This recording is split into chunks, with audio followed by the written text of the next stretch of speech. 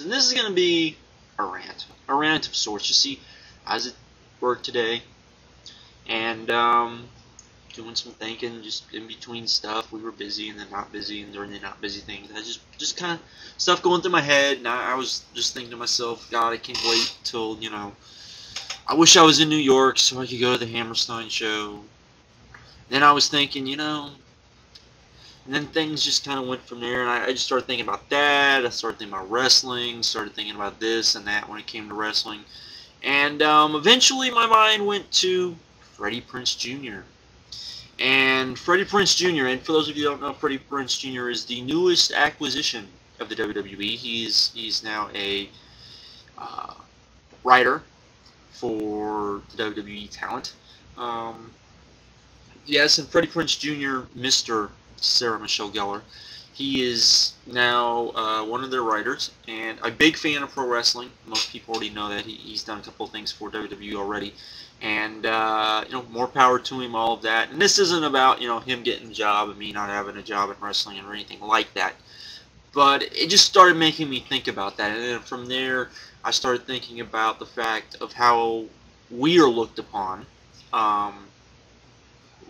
The internet wrestling fans are looked upon from the wrestling business as a whole. Now, it's not so much WWE, but also the indies and just every company, just as a whole, how they look upon us. Now, often they say, "Oh, most of them don't, you know, you guys don't know anything about the business, blah blah blah," and they love clumping us all into one big giant generalization. And while I understand that, and I do agree, there's a vast number of internet wrestling fans that know nothing, absolutely jack squat about the business, on the business side of it and all of that, and don't really understand what's going on and this, that, the other.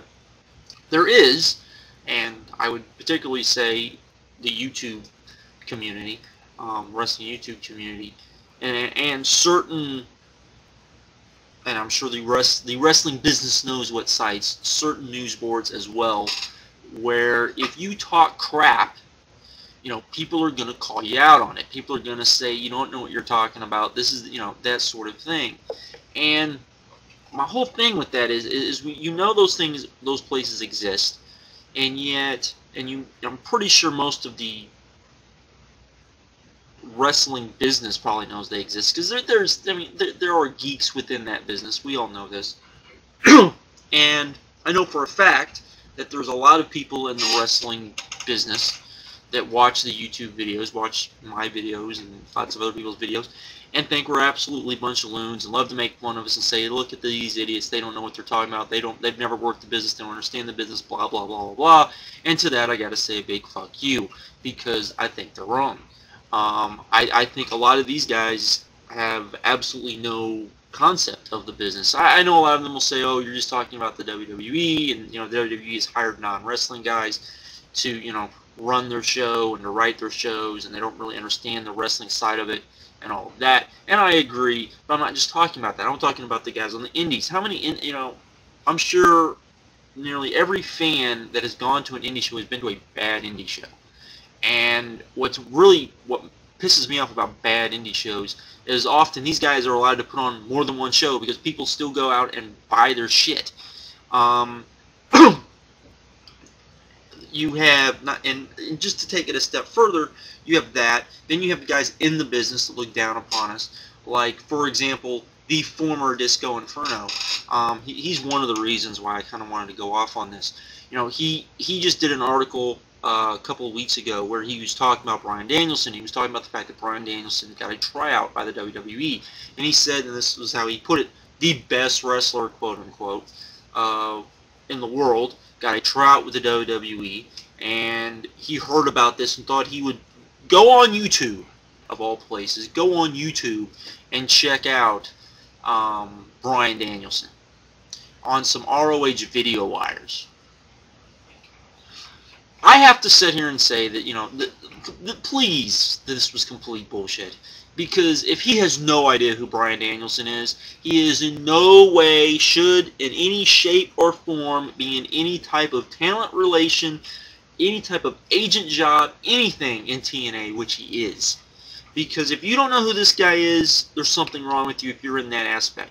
JR talked about that he'd never actually seen Bryan Danielson. He'd heard of him, but he'd never seen him. Because that's not his aspect of the job now. Because he's busy with other things. He doesn't watch a lot of wrestling, though he has said that he's watched some Ring of Honor and that what he has seen he's really liked, to the point that he thinks the WWE should use Ring of Honor as like a talent system, because they are so good at making guys who come to the WWE and make an impact. Almost every guy they've used at some point or other has made an impact of some sort, and he's talked about this. And his first impression of seeing Bryan Danielson was, I believe, I didn't look this up, but if I remember correctly, was they needed to sign him right the fuck away. That's not his exact quote, of course, but you get the idea, because he said the guy was good, the guy was over, the guy got over. He was, he was as good as advertised. Yet Disco Inferno, who loves bashing on the internet fans, even though he got his biggest push, he got his most success, he got all of that stuff thanks to us, the internet fans. Most people don't know that, but it was thanks to us. We got behind him because we got behind him, the casual fans got behind him, and then he got over. That's what happened. That's not rewriting history. That's what happened. I'm sure he'll disagree, but that is what happened. And he sits there and goes, oh, Bryan Danielson gimmick doesn't work. It would never get over. It would never do this. It would never do that. Even though every report I read, every report that I think has been released about his WWE tryout said that he not only got over, he got over in a major way, to the fact that it turned heads and made people go, wow, this guy's good. And yet he apparently was doing his gimmick. Give me a break. What is up with these people? And that's not the only time I've heard stuff like this. I've also heard, that we don't know talent. That we say guys are good. He's also said stuff like this before. Like he said that at some point when Jimmy Jacobs was doing the Haas gimmick, that he at some point was in a 4-star match by himself, which he was in a. When was this? When was this? When has Jimmy Jacobs, by anybody's standards, ever been considered a great and wondrous wrestler? He's a great gimmick. He's a great gimmick. He's very entertaining. He's all of these things. In-ring performer, he's good. He's a good in-ring performer. He's not great though, and he's not gonna be able to carry guys to matches. If he's in a gimmick match, he can, like this kind of stuff he was with B.J. Whitmer, he's able to elevate his game a bit. But I don't think anybody in their right mind is going to sit there and say that he's one of the best wrestlers in the world and should be wrestling either in WWE or TNA. Would he be a better fit over like guys like Shark Boy and some of the lesser tier, very bottom of the tier guys? I think most people would say probably. But to sit there and say, that he has said that before. He also said that, if and this is Disco Inferno I'm talking about, the fact that he was able to get that anybody who was given 25 minutes should be able to have a 4-star match with the Motor City Machine Guns. Really? Really? I would love for that to be tested. I really would. I would love that to be tested with, the Voodoo Mafia. I'd love that to be tested even with Beer Money. I'd love to be tested with Beer Money. I don't think Beer Money 25 minutes and I like Beer Money. I really don't think, because I think the Robert Roode portion would bring it down to the point that I don't see them going for 4 stars. I really don't. I don't see them putting on a great match. That's another thing I want to talk about, star ratings. But anyways, all of that, he's such a goof. He's such a moron. The stuff that comes out of his mouth just makes me go, huh? Huh? There are people on the internet that have more knowledge than this guy. There is. There's guys on message boards that have more knowledge about the wrestling business as a whole, than this guy does. And yet, he's the one that has a job in the business. He's the one that has all this stuff, only because of us, because we got him over at one point in time in the business. That's why he has a job right now. That's why he had a job before. but no one really wants to talk about that. No one wants to talk about a lot of this stuff when it comes in the business. No one wants to talk about the fact that some of us on the internet do know what we're talking about. Some of us do understand the business too enough that we can legitly criticize it, that we can legitly be critics of it, and that we can legitly say this was good, this was bad. A lot of them love coming on here apparently and reading people's reviews and laughing that people use the star ratings. A rating, I might add, that was originally started by guys in the business to rate guys when it came to talent. That's why it was started. You know, this is the same type of garbage, by the way, that you would not see like in a regular, like in a baseball chat room or a football chat room or anything like that, because there are people on the internet who have got jobs because they were able to evaluate talent, okay, better than the guys who are working for the NFL, working for Major League Baseball, and working for the NBA. Yes, there are guys that have gotten jobs because they were better at that.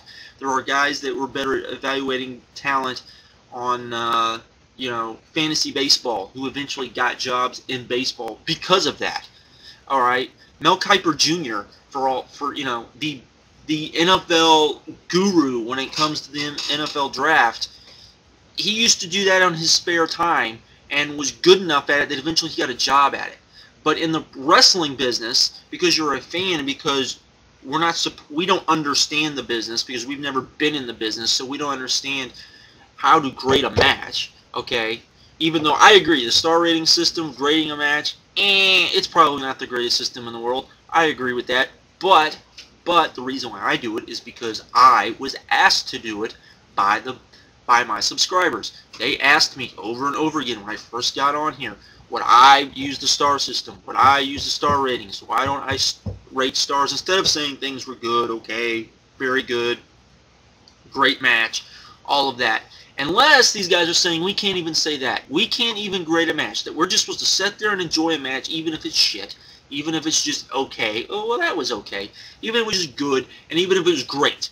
And it's all supposed to be lumped in together. If that's the case, that is complete and utter garbage. If I'm supposed to say that, you know, that Mr. Indie Show is on the same level as going to WrestleMania, that's garbage. Now, if Mr. Indie Show puts on a show that I feel is actually better than WrestleMania, I should be able to say Mr. Indie Show put on a better show than Vince McMahon did at WrestleMania. Is that ever going to happen? I don't know. I've actually seen it happen, so it wouldn't really surprise me. But that's, you know, but we're not supposed to say that. We're not supposed to come out here and say that A wrestler is better than B wrestler, and this is why I think so. We're not supposed to come out here and say, I think this match was better than this match because of this. We're not supposed to say any of those sort of things, apparently, because the guys in the business don't like it, because we've never been in the ring. And while I agree, I have never been in a wrestling ring, and that I'm sure there are things that I don't understand about matches unless I was in a wrestling ring, I have watched wrestling enough that I can look at a match and go, that worked, that didn't work. I can sit there and go, you know what? Ric Flair and Ricky Steamboat had great chemistry. Did it sell? No, it didn't sell because the NWA and WCW at the time didn't know how to do anything, and Vince McMahon had changed the business. They didn't realize the business had changed. That Vince McMahon came along and went, instead of making it a, you know, teenager to adult business, he had made it a kiddie business. Alright? Now, eventually, those kids, though, grew up, and the first guy to realize this was Paul Heyman, and Paul Heyman said, oh, these guys have grown up. I can now go to these older fans that have been grown up wrestling fans that were made diehard wrestling fans, which thanks to Vince McMahon and Hulk Hogan were brought to the table, have now grown up. You know, yes, those matches didn't draw. It doesn't mean they weren't great. Doesn't mean that, you know, it's not the wrestler's fault that those matches didn't draw. It's the promoter's fault that they didn't draw. You know, Jim Crockett and the early WCW guys were crap. Everybody, well, I should say Jim Crockett was crap. Later, Jim Crockett made decisions which turned his product into crap, is what I should say. But, you know, WCW when it started up was horrible. You have a lot of these guys that will champion WCW and they'll be, oh, you know, WCW was this, that, and the other. When WCW first started, it wasn't very good. There was nothing entertaining about it. It was just there, okay, and didn't realize the business had changed. And the business does change. And that's one of the things that just really irks me, is that we as fans are apparently are not allowed to be critical of the business, even though we want to see the business succeed. I am critical of the business. I think there are other people out there that are critical of the business, and critical in a business that are at the same time willing to say, well, that sucked, and then turn around and say, for example, that was good. Why can't we have more stuff like that? Why can't we have more stuff like Ric Flair and HBK at WrestleMania? You know, why can't we have two guys that can walk out there and put on and tell a story in a ring? And I know people hate me saying that, but when you can tell a story in the ring, a match is so much better. So much better. And so many of these guys say that a lot of us don't get that, and a lot of us don't understand that, and yet I've talked to very few people that don't get that. I talk to very few people on the internet that do not understand that if you can tell a story in the ring, it is far better. Even if they don't even know what that's called, but if you explain what you're talking about, they go, oh yes, I love it when a match does that. Even they know that. Instead of just, you know, going out there and doing, you know, 10 moonsaults for no apparent reason. Okay? People go, ooh, that was cool to watch, but it doesn't leave a lasting effect. If they go out there and they tell a story and they do something you can't do in MMA, or you do something that you can't do in boxing or other sports, and you can actually add that entertainment factor to it that they can't add, then I think that it is, I think we should be able to go, ooh, that was good. And when they don't do it, I think we should go, ooh, that was not good. If you see something you like, you should be able to go, ooh, I like that, that was good. You know, but apparently, we are not allowed to do that. Apparently, we're not allowed to be critical. Apparently, we're not allowed to say, we think this is garbage, that this works. And to my credit, I will never understand it. I will never understand why some of these guys, you know, don't come on YouTube. But I'm not talking about me. I'm talking about some of the other. I'm talking about guys that are like 18, guys, even guys like Brad Masters' age, who are really young. Why some of these promoters don't, you know, and Brad Masters probably a little too young, but guys, you know, under the age of 18, and go, wow, this kid has a love for the business. Why don't I see if, and he seems to have a pretty good grasp of the business. Okay, he doesn't know everything. I don't know everything. You know, I've never been in the business, so I don't understand the side of it to how to put on a show, what it takes to put on a show. I know what you have to do, but I don't understand the you know, the actual process of it, because I've never done it. And if you've never done it, you don't know. Now, do I understand that, hey, if you can bring in if you have a company and you can bring in a Bryan Danielson, and maybe that show you paid Bryan Danielson so much to bring him in, and you know maybe he'll bring in an extra 200-300 fans than you normally get, and maybe that's, you know, maybe that takes you from 200 to 500 people, and maybe even more than that. And you can bring in him, and he can do that, and then you turn around and you put on a good show with the rest of your talent, with your normal talent, and you add storylines and gimmicks, and you have good matches around Bryan Danielson. Bryan Danielson is your draw. These guys are what's going to be there later. Then maybe Bryan Danielson leaves, and then maybe some of those people that Bryan Danielson brought in that wouldn't normally be at your show, you've now allowed maybe some of them come back, and now you've used Bryan Danielson, even though your show broke even to where your next show is going to do more money because you're going to bring in more people. Okay, I understand that part of it. I understand that, you know, it takes money to put on a show. I understand all of that, and I've never done it, so I don't understand all of that and all of the stuff that it takes. But you would think that one of these guys would see one of us. I'm not talking about me. I'm talking about a lot of the younger guys, actually, and say, you know what, I'm going to bring this kid in. I'm going to give him a chance. I'm going to pick his brain, because he is, in fact, the audience I should try to bring in. He's more of the age of the people that I would like to bring in, and see what he thinks, and maybe put him on the payroll for a couple of months and just pick his brain for a little bit. Okay, because let's face it, what is wrestling? Wrestling is nothing more than a big con game, and if you can con people into doing what you want them to do, cheering at the right times, not cheering at the right time, booing the right guys, all of that stuff, if you're good at that, That's a good and wonderful thing. That's not an easy thing. It's not an easy thing, particularly now that the fans are a little smarter, are more into what's going on, have a better understand of what's going on behind the scenes of a match. I don't mean the political side of it, but just understanding what's going on in a match. They understand, the give and take. The guys are talking to each other. The guys are trying to, working together. People understand that, and you have to realize that they do understand that, and kind of use that against them, as almost every ECW guy has ever said, since they are considered, where the smart fans were kind of born and bred, and that they were the smart fan company. The easiest people to fool are the smart fans, because they think they know everything. We do. We think we know everything, and then when you turn around and you give us something different, we're like, oh my God, that was awesome, because we were surprised. It's not hard to surprise. You just have to give us something we don't expect. You just have to do something unexpected that makes sense. That's what you have to do. Something TNA and WWE can't fully realize. WWE gets it to some extent. TNA, we can go on and on about TNA.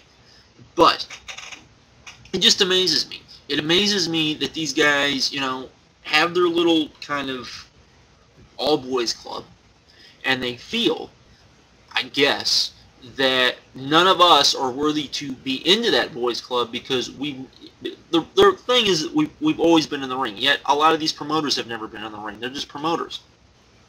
They're fans. They're money guys. They're all of these sort of things. They're guys that got in the business, were behind, backstage, maybe, did whatever. Not every promoter was a wrestler. Anyone that thinks that is just full of themselves. But it always amazes me when I hear stuff like that, because it just makes me go, wow. And the other thing is there's promoters that do get it. I've talked to promoters on here. I've talked to people in the wrestling business that do get it and do understand that, we're fans, and that when it comes to indie wrestling and it comes to smaller organizations, being friendly to us and not treating us like we're the scum of the earth is a good thing, because maybe we'll be nice to your promotion, and maybe we'll talk about it a little bit, and maybe we'll promote it a little bit, and maybe you'll be better for it. But to simply look at us as the scourge because, ooh, these are guys that don't enjoy wrestling. If we didn't enjoy wrestling, we wouldn't be on here. If I didn't enjoy pro wrestling, I would have never made the first video I ever made. I didn't make the first video I ever made just to argue with Bill and Doug. That's not why I made it at all. I started making videos on here because I love pro wrestling. I started talking on message boards because I love pro wrestling. When I first got on the internet, way back in the day, I started looking up wrestling sites and wrestling forums and wrestling news groups at that point in time, because I loved pro wrestling, because I liked pro wrestling. During what I call the dark ages, from 92 to about 96, when it was really bad. I mean, it was really bad. I stayed with it because I loved pro wrestling. I bought stuff from Aura Videos because I loved pro wrestling and I wanted to get more pro wrestling. I still watch pro wrestling because I love pro wrestling, and I love pro wrestling, and I want to watch pro wrestling, and I can, I can put in a DVD still and sit there and watch it and be entertained. I can watch a pay-per-view and sit there and be entertained. Okay, why? Because I love it. Because I love that form of entertainment. I think it's good. I think it's enjoyable, and it's just me. Call me immature, call me whatever, but I do love it.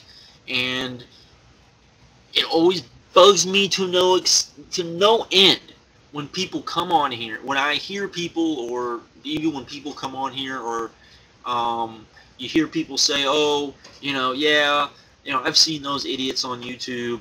They're no good. They don't understand the business. They don't know how it really is. They don't have a good grasp of what it takes. All of that. They're ruining the business. They're doing this. They're doing that. It's funny. It's funny to hear them. Oh, what do they know is a good match? What do they know it's not a good match? I don't know. A match people are into, a match people enjoy. I think that might be a good match. A match that people feel like they got gypped. I think that might be a bad match. All of those sort of things. Is there a context of it where people go, well, if Vince McMahon is on TV and Vince McMahon has all these people watching, so maybe he's doing something right.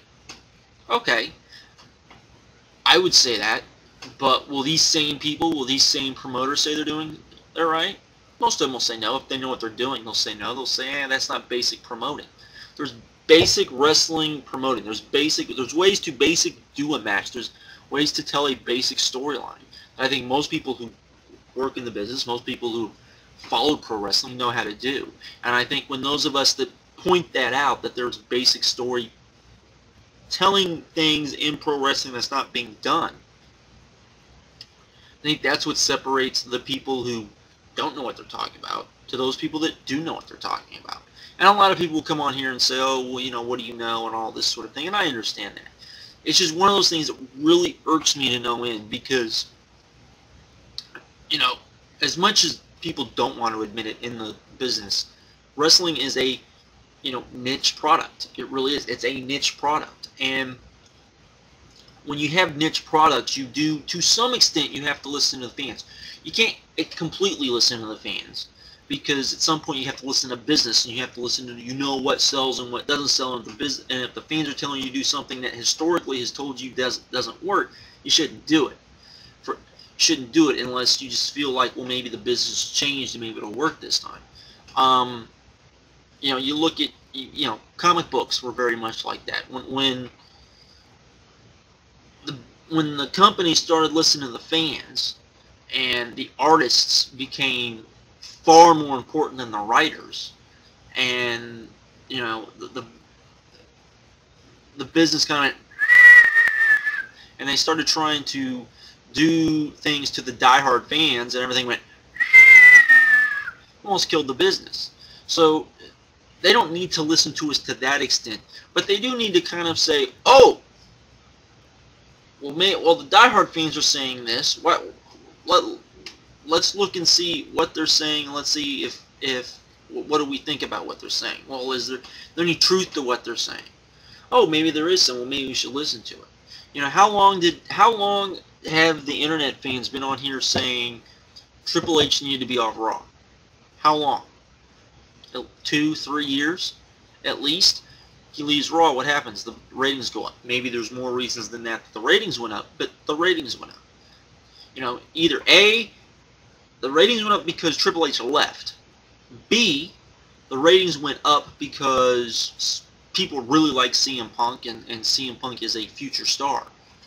Or C, Batista is bigger than any of us ever thought he was. Okay? Or maybe it's a little bit of both. Maybe it's all of those things combined. I would say it's probably more of all of those things combined. But the internet fans have all been saying that anyways. The most diehard internet fan will sit here and tell you Batista's not too great in the ring, but then we'll turn around and tell you the guy can draw and he has a great look, and you put him in the ring with someone that can actually work, he's not too bad. Alright. But they'll tell you that, Triple H had gotten boring. He was doing the same thing over and over again, and he probably did need to go to, SmackDown. I'd never put him on SmackDown myself because I never thought he would leave Raw, but that's just me. Fans were saying, hey, CM Punk's the next big thing. CM Punk's the next thing. We all could see it. And we could see it. The guy was getting pops. The guy got a bigger pop than DX did at, what was that, Survivor Series 2 years ago? I mean, that was crazy. That was freaking crazy. Yes, it was in Philly, but good Lord. Good freaking Lord. Pops are pops. Pops are pops. But, anyways, I just wanted to come on here and do that little rant, because it does bug me when people in the business basically come on here and say we shouldn't be listened to, we don't know anything about the business, blah, blah, blah, blah, blah, blah, blah, this single shit over and over and over again. Because I think it's crap. I think a lot of it's crap. I don't think any of it's worth anything, and I wish a lot of these people would just shut up and would actually listen to us and go, okay, well, they don't understand why that won't work. Hey, I'm okay with that. I'm okay with the internet fan go away, you don't understand why that won't work. What I don't like is internet fan go away because you've never worked in the business and you'll never understand, even though maybe your idea is good, but I'm too pig-headed and arrogant to listen to it. That is usually what I have a problem with. But, you know, and I'm not sitting here saying that people need to listen to me particularly, because I'll sit here and tell you, there are smarter guys on message boards and guys who even comment on my videos than me when it comes to this business. There is. There's guys more knowledgeable, there's guys more, all of that sort of thing. But, you know, it just sort of irks me to no end when I hear, you know, guys in the business, particularly when it comes to indie guys, basically say that, because you just want to look at them and go, what have you done? You know, I mean, really, it's like, what have you done? You're just bitter towards me. Why? Because I'm pointing out, you know, whatever. I've ranted for a very long time. I just wanted to kind of get that off my chest. I hope it wasn't too boring. Hope some of you guys agree. Probably some of you guys disagree, but whatever. Interesting to hear what you guys say. I'm out. Later.